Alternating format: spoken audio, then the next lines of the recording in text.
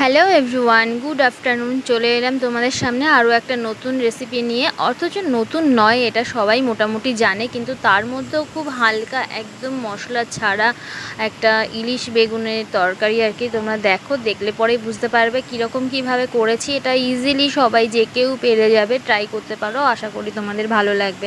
চলো আগে রান্নাটা দেখি প্রথম থেকে। চলে এসেছি আমি রান্নার দিকে। দেখতে পাচ্ছ তোমরা এখানে আমি একটা গোটা বেগুন কেটে নিয়েছি লম্বা করে, তার সঙ্গে 4টে কাঁচা লঙ্কা চিড়ে নিয়েছি, একটা টমেটো কেটে নিয়েছি, আর এদিকে মাছটাকে নুন হলুদ মাখিয়ে সুন্দর করে রেডি করে রেখে দিয়েছি। আর এখানে মুড়োটা আমি রাখিনি, মুড়োটা অন্য কিছুতে করব তার জন্যই।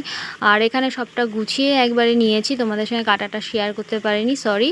তো এদিকে দেখো আমার কড়াটাও মোটামুটি খুব সুন্দর গরম হয়ে গেছে, ধোঁয়াও উঠে গেছে এর মধ্যে। তো আমি এখানে সর্ষের তেল দিয়ে দিলাম। অনেকে আছে মাছটা কাঁচা খায়, তো কাঁচা রান্না করে, তো আমার হাজব্যান্ড কাঁচাটা পছন্দ করে না, যে কারণেই আমি একটু হালকা ভেজে নেব। আর এখানে সর্ষের তেলেই আমি পুরো রান্নাটা করছি। দেখতে পাচ্ছ মাছটা একে একে সব ছেড়ে দিলাম এর মধ্যে। তো অল্প মাছ যেহেতু, সব মাছগুলো আমি একসঙ্গেই দিয়ে দিয়েছি। আর মাছগুলো মোটামুটি ভাজা হয়েই গেছে। দেখো আমি এগুলো এবার কমপ্লিট করে নিয়ে তুলে নিলাম। আর কড়াতে এবারে দিয়ে দেবো সেই মাছ ভাজার তেলটা যেটা রয়ে গেছিলো, তার মধ্যেই দিয়ে দিলাম কালো জিরে ফোড়ন, তার সঙ্গে কাঁচা লঙ্কাটাও আমি দিয়ে দেবো একসঙ্গে।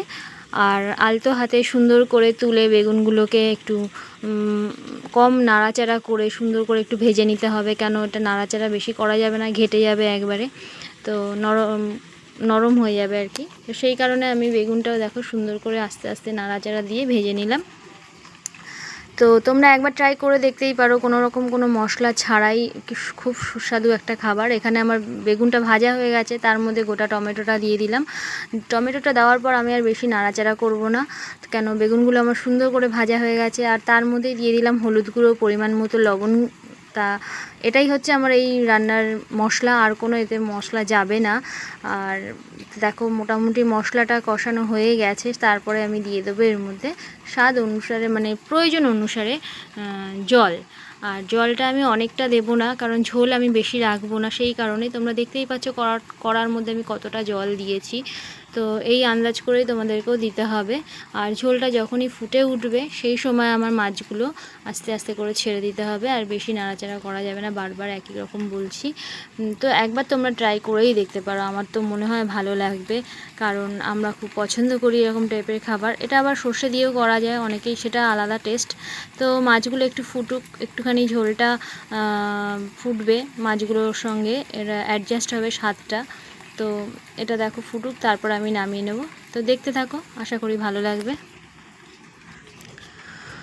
তো দেখো আমার কমপ্লিট হয়ে গেছে, আমি একটা থালার মধ্যে ঢেলে নিয়েছি মাছগুলো। আর তোমরা দেখতেই পাচ্ছ কতটা টেস্টি লাগছে দেখতে, আর কি সুন্দর উপর দিয়ে তেল ভাসছে, আর একদম পাতলা পাতলা ঝোল, কিন্তু অনেক বেশি নয়, তবুও খুব সুন্দর হয়েছে, খেতেও সুস্বাদু হবে।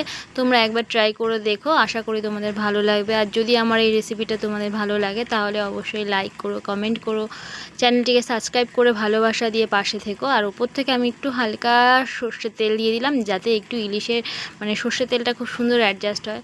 তো এখনকার মতো এতটুকু, দেখা হবে নেক্সট ভিডিওতে।